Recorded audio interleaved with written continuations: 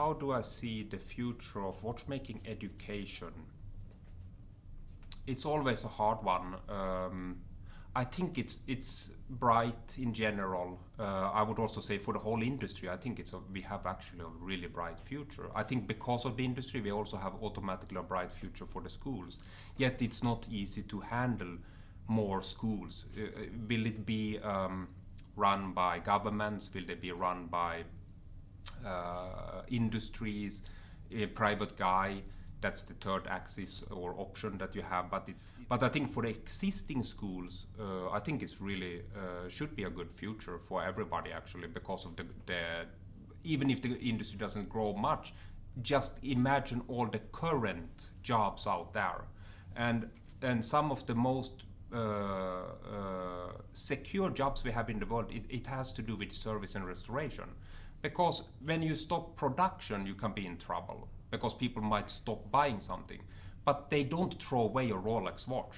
Anybody who works with restoration and repair, I think it's really secure futures, and I don't think it really matters what they are doing.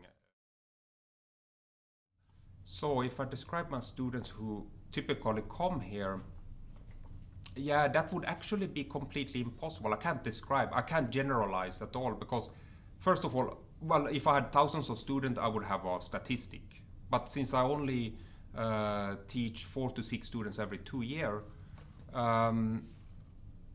it can be anybody. I have one student who, well, maybe it could be that 50% of my students, it's their second profession, and 50% would be somebody who is completely new and young and want to jump into it without any reference. Yeah, I think that's 50-50.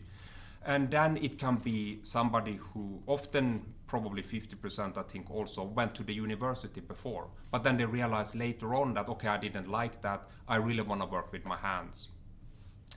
So that would be quite typical person. And then just the guy who have, for one reason or the other, found it out on the internet and researched about it, and then, this could be a really interesting thing for me to do the rest of my life.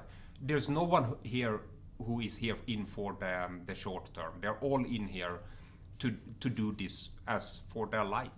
Nationalities, it's all over the world. So I had Mexicans, Taiwanese, Chinese, French, Canadian, American, various European countries, even Slovakia, Finnish, and so on. So it's totally everywhere, can be from everywhere, the nationality. And age-wise, probably the youngest is usually around 20. And then the oldest I had for the 2-year course he was probably 50, 53, something like this.